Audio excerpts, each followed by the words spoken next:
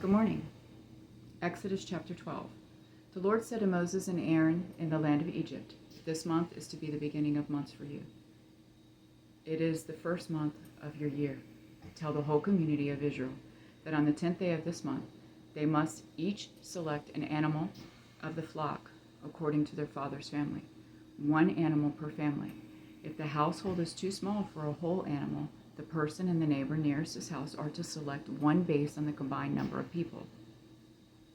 You should apportion the animal according to what each will eat. You must have an unblemished animal, a year-old male. You may take it from either the sheep or the goats. You are to keep it until the 14th day of this month. Then the whole assembly of the community of Israel will slaughter the animals at twilight. They must take some of the blood and put it on the 2 doorposts and the lintel of the houses where they eat them. They are to eat the meat that night. They should eat it roasted over the fire along with unleavened bread and bitter herbs. Do not eat any of it raw or cooked in boiling water, but only roasted over fire, its head as well as its legs and inner organs.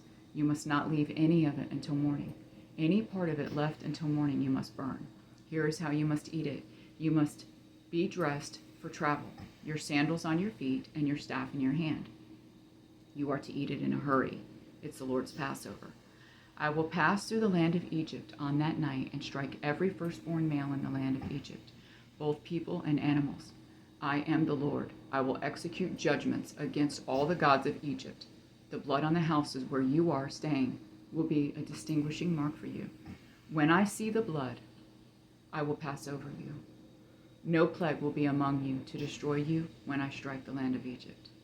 This day is to be a memorial for you, and you must celebrate it as a festival to the Lord. You are to celebrate it throughout your generations as a permanent statute.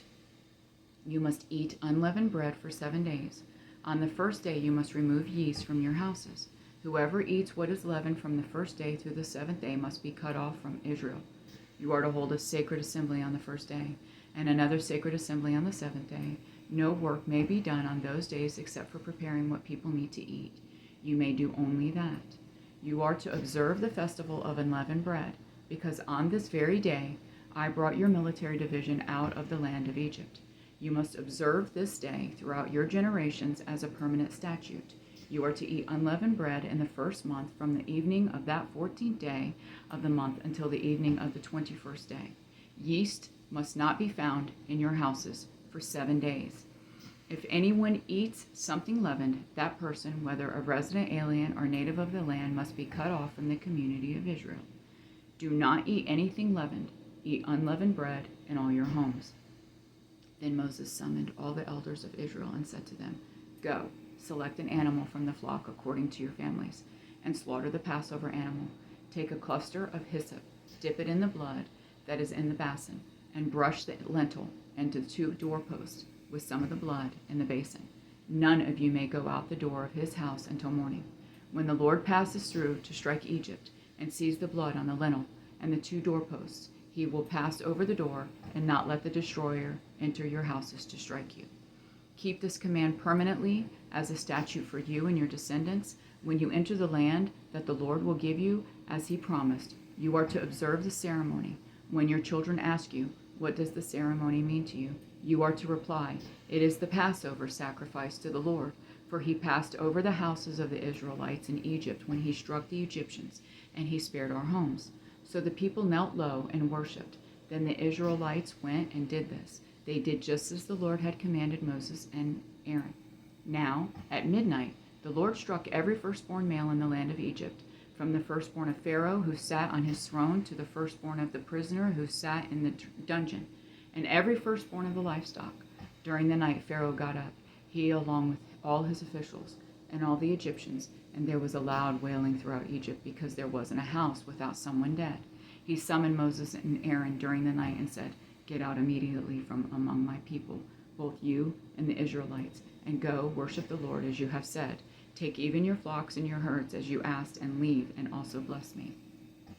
Now the Egyptians pressured the people in order to send them quickly out of the country, for they said, "We're all going to die." So the people took their dough before it was leavened with their kneading bowls, wrapped up in their clothes on their shoulders.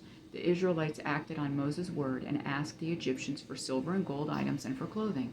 And the Lord gave the people such favor with the Egyptians that they gave them what they requested. In this way they plundered the Egyptians. The Israelites traveled from Ramses to Succoth, about 600,000 able-bodied men on foot, beside their families. A mixed crowd also went up with them, along with a huge number of livestock, both flocks and herds. The people baked the dough they had brought out of Egypt into unleavened loaves, since it had no yeast. For when they were driven out of Egypt, they could not delay and had not prepared provisions for themselves. The time that the Israelites lived in Egypt was 430 years. At the end of 430 years, on that same day, all the Lord's military divisions went out from the land of Egypt. It was a night of vigil in honor of the Lord, because he would bring them out of the land of Egypt. The same night is in honor of the Lord, a night vigil for all the Israelites throughout their generations. The Lord said to Moses and Aaron, "This is the statute of the Passover. No foreigner may eat it, but any slave a man has purchased may eat it, after you have circumcised him. A temporary resident or hired worker may not eat the Passover. It is to be eaten in one house. You may not take any of the meat outside the house, and you may not break any of its bones. The whole community of Israel must celebrate it. If an alien resides among you and wants to observe the Lord's Passover, every male in his household must be circumcised, and then he may participate. He will become like a native of the land, but no uncircumcised person may eat it. The same law will apply to both the native and the alien who resides among you." Then all the Israelites did this. They did just as the Lord had commanded Moses and Aaron. On that same day, the Lord brought the Israelites out of the land of Egypt according to the military divisions. I love you, Jonathan and Jesse.